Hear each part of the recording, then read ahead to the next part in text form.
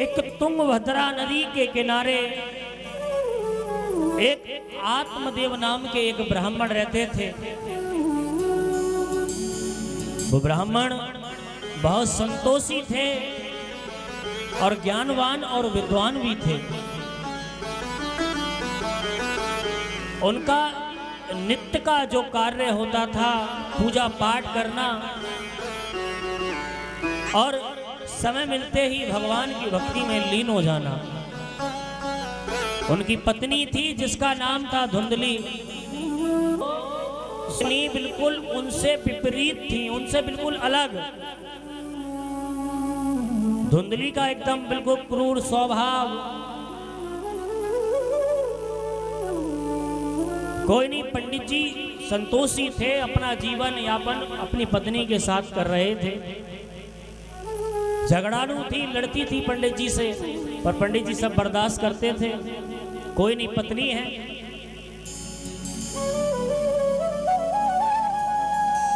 समय बीता, पंडित जी के घर में कोई संतान नहीं थी और पंडित जी ने ऐसी कोई विधि नहीं थी जो विधि को पूरा नहीं किया हो संतान के लिए। किसी ने कुछ कहा और पंडित जी भी स्वयं विद्वान थे। उन्हें जितना लगता था कि शास्त्रों के अनुसार जो भी विधि उनको करनी चाहिए थी वो विधि उन्होंने की, पर फिर भी उनके घर में कोई संतान नहीं हुई। और पंडित जी अपने घर पे अगर कोई वृक्ष भी लगा दें तो वो वृक्ष भी हरा भरा नहीं रहता था, ना उस वृक्ष पे कोई फल आता था। पंडित जी के घर में एक गाय भी थी, गाय की सेवा करते थे पंडित जी।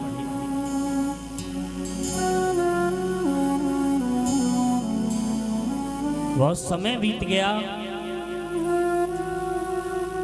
पंडित जी के मन में अगर लालसा थी, अगर उनकी कुछ इच्छा थी उनके मन में, तो केवल उनकी एक यही इच्छा थी कि कैसे ना कैसे भगवान की कृपा हो जाए और मेरे घर में एक संतान का जन्म हो जाए।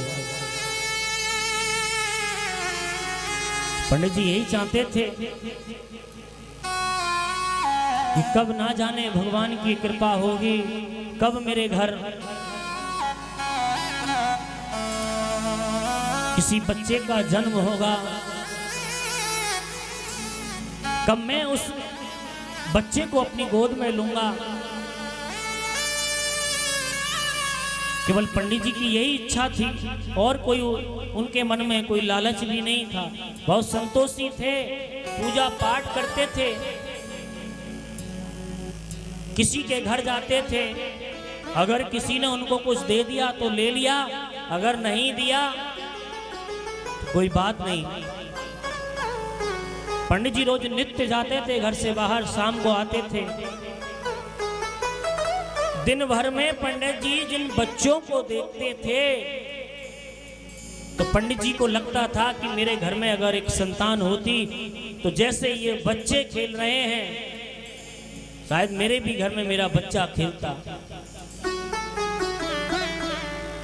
पंडित जी ने बहुत क्रियाएं की बच्चे के लिए।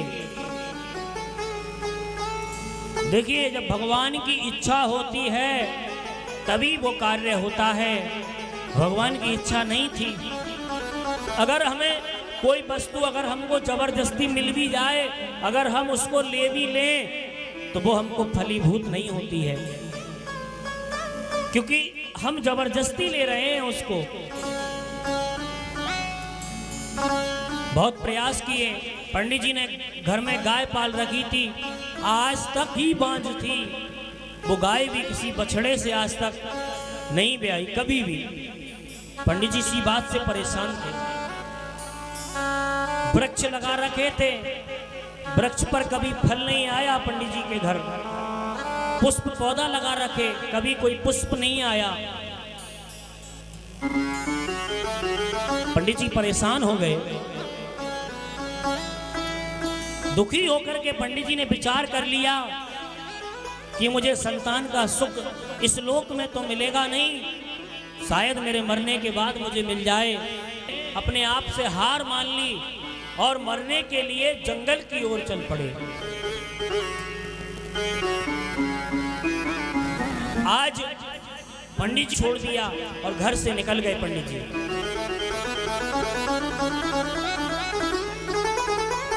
देखिए, हम मनुष्य जब हार जाते हैं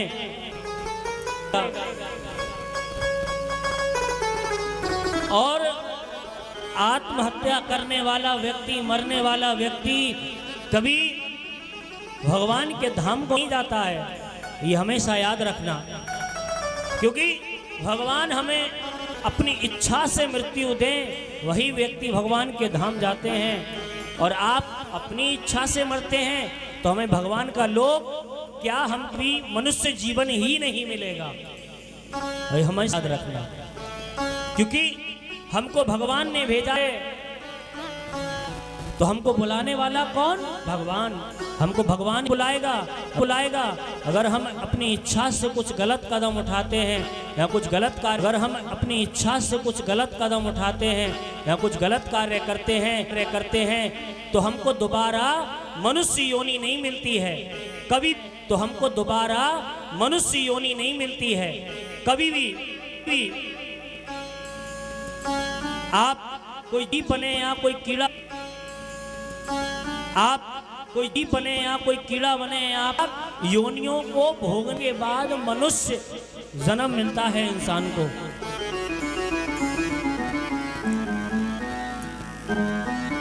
देखिए, अगर हमारे जीवन में कोई हमें समस्या है तो हम सब कुछ छोड़ करके हम भगवान का रास्ता अपना लें,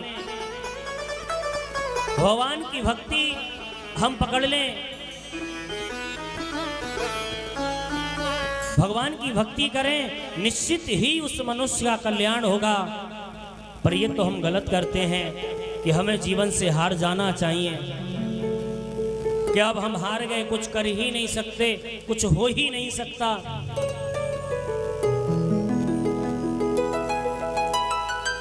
क्योंकि मनुष्य हारता है तभी कुछ करने की उसके मन में इच्छा जागृत होती है।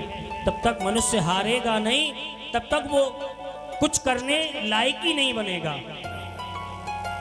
हारने के बाद व्यक्ति के अंदर जो उमंगें उठती हैं वही उसको जीत की ओर लेकर के जाती हैं। आज आत्मदेव हार रहे हैं और जंगल की ओर निकल पड़े हैं। विचार कर लिया कि जाकर के आत्महत्या कर लूंगा। जैसे ही जंगल में निकले तो आत्मदेव एक वृक्ष के पेड़ के नीचे बैठ कर के रो रहे हैं। उस वृक्ष के नीचे बैठ कर के रो रहे हैं। वहीं से एक संत गुजरे। जब वो साधु वहां से निकल करके जा रहे थे, उनकी नजर पड़ी। देखिए, संतों का काम यही है, अगर कोई व्यक्ति दुखी दिखे या परेशान दिखे तो संत उससे हमेशा यही पूछते हैं कि क्या कारण है, क्या बात है, कैसे परेशान हो, अरे कुछ बात हुई है क्या? क्यों? संत सोचता है अगर कोई अकेला दिखे संत को तो संत यही कहेगा, चलो मेरे आश्रम पर आपको भोजन कराता हूं, आपने कुछ खाया या नहीं खाया। जब वो साधु वहां से निकले तो उन्होंने सोचा कि पहले नदी में जल पीता हूं और जल पीने के बाद आकर के इससे इसका कारण पूछूंगा, ये रो क्यों रहा है। साधु सरोवर में जाते हैं। साधु ने जल ग्रहण किया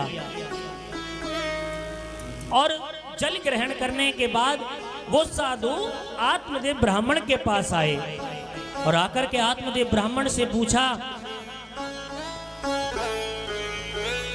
कि ब्राह्मण क्यों परेशान हो, कैसे रो रहे हो, अपने दुख का कारण मुझे बताइए, आप क्यों परेशान हैं, क्या कारण है आपको और आप रो क्यों रहे हैं।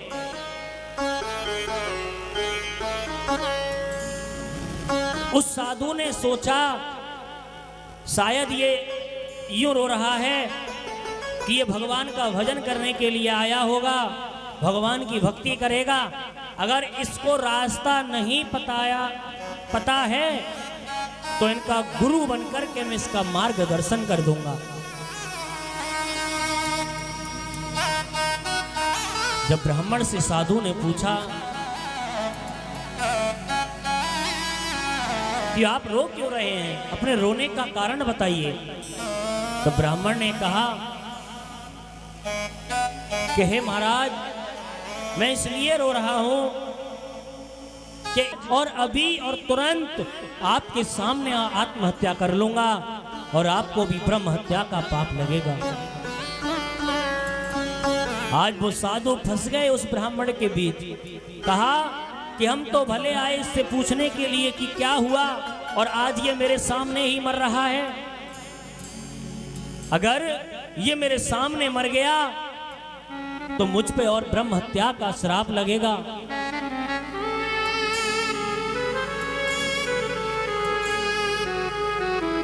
आज साधु परेशान हो गए।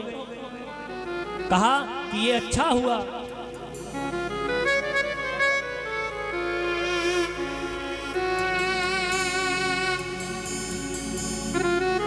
आज जैसे ही ब्राह्मण ने कहा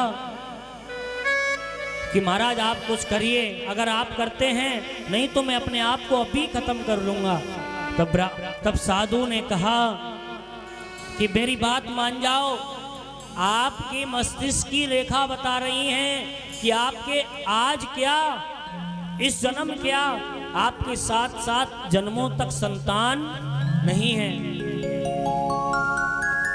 जैसे ही उस ब्राह्मण ने उस साधु के मुख से सुना कि इस जन्म क्या 7 जन्म मेरे कोई संतान नहीं है, तो और फूट फूट कर रोने लगे। कहने लगे कि महाराज अब तो मुझे बिल्कुल ही नहीं जीना, मुझे अभी मरना है।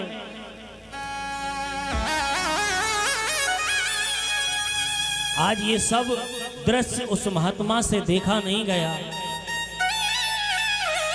कहा कि अगर ये मेरे सामने अगर मर गया तो मैं पाप का भागी बनूंगा। और ब्राह्मण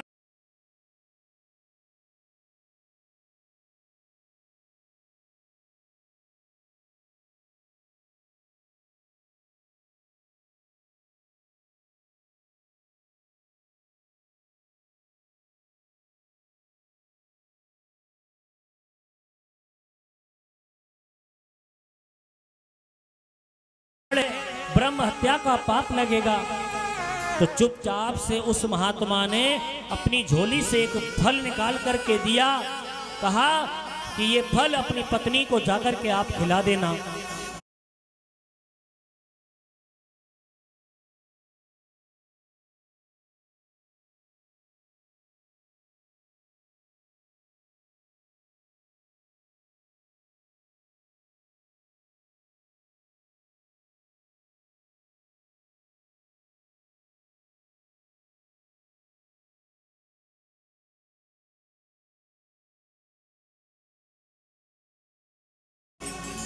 कहा कि जब आप इस फल को खिला दें तो अपनी पत्नी से कहना कि ज्यादा से ज्यादा ब्रह्मचर्य का पालन करें और जितना हो सके साफ और स्वच्छ और सात्विक भोजन करें, और जितना कम भोजन कर सके उतना ही कम करे, ज्यादा ना करे। और ज्यादा से ज्यादा भगवान की भक्ति करे। अगर वो ये नियम अपनाती है, ज्यादा से ज्यादा ब्रह्मचर्य का पालन करे,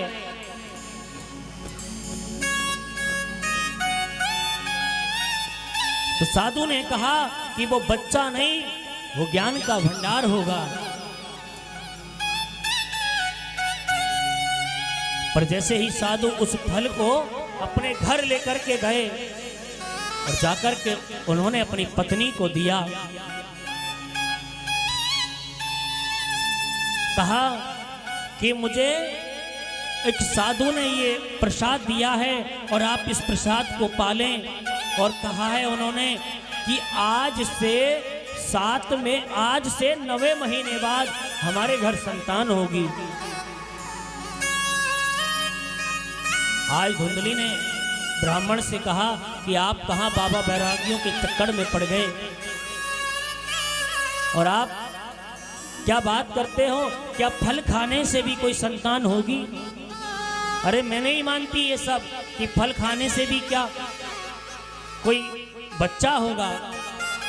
इस तरीके के ब्राह्मण से वो सवाल करने लगी। ब्राह्मण ने कहा कि आप इस फल को पाइए तो संत ने दिया है, और ऐसे वैसे संत नहीं है, वो बहुत बड़े संत हैं।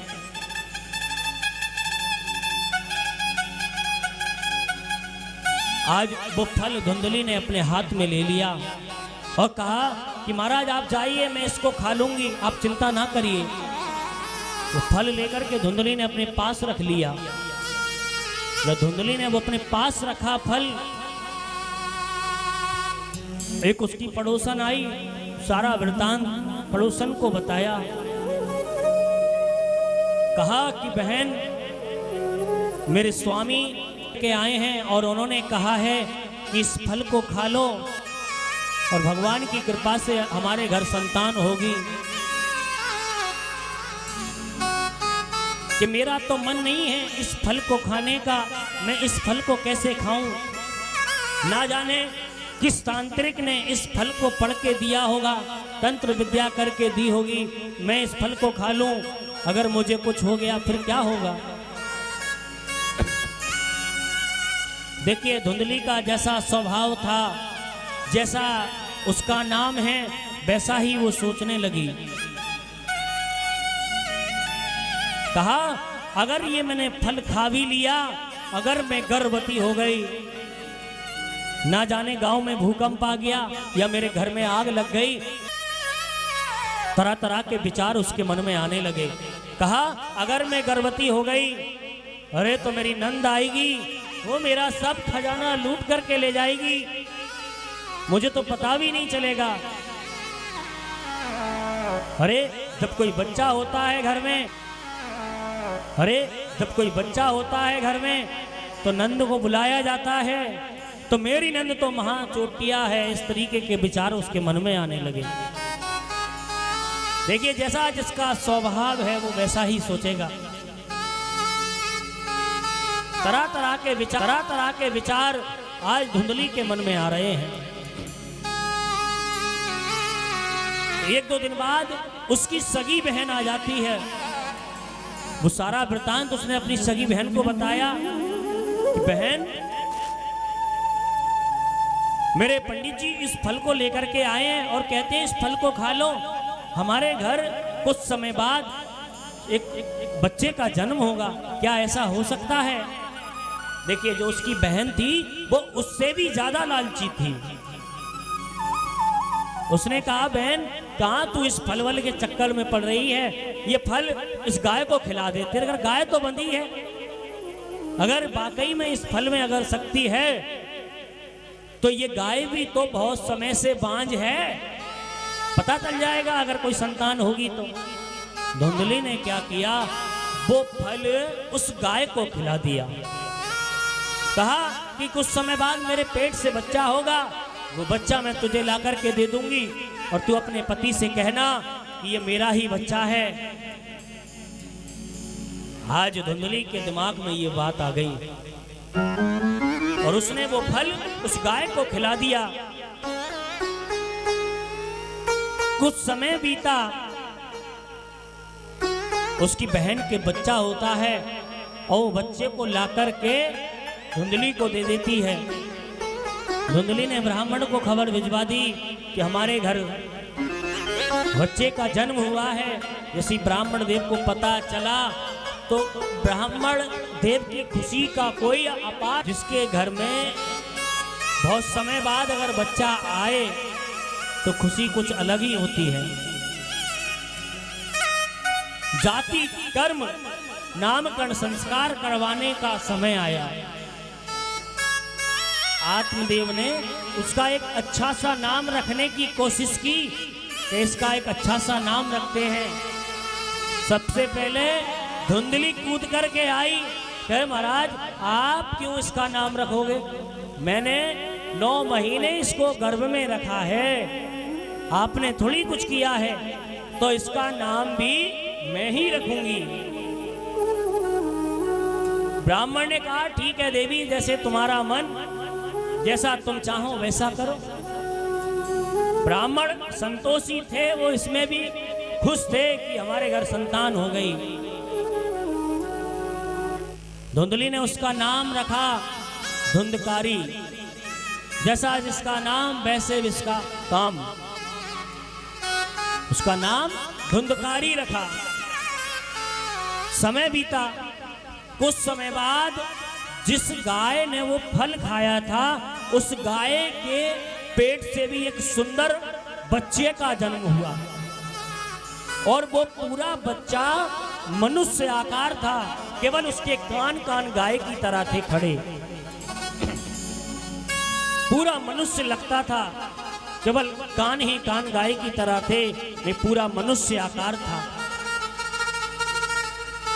देखिए जिस घर में एक भी बालक नहीं था, अब उस घर में 2-2 बच्चे हो गए।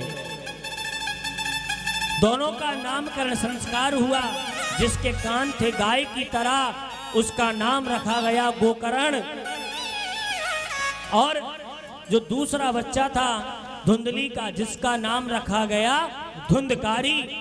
एक हुआ कुख्यात तो एक हुआ विख्यात। 2-2 बच्चे हो गए आज ब्राह्मण के यहाँ। दोनों का नामकरण संस्कार भी हो गया। गोकर्ण जी को पढ़ने के लिए भेज दिया गया गुरुकुल। भेजा धुंधकारी को भी था, पर धुंधकारी पढ़ा नहीं, वो गांव में ऐसे ही खेलता था।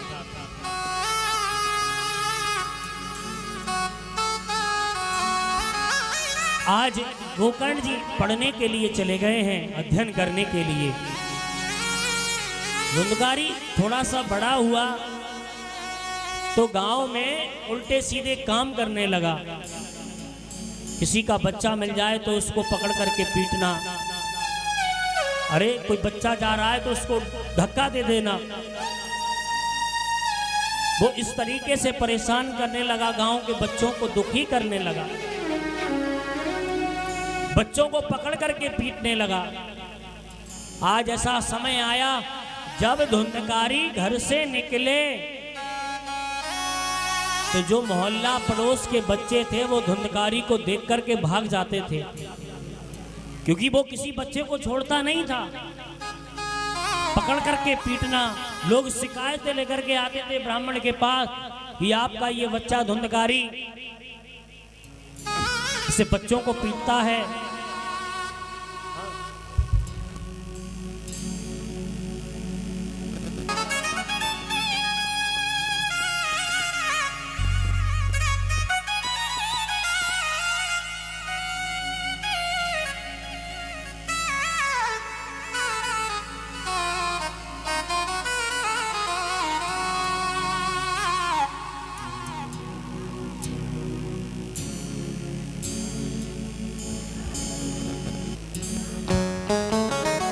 देखिए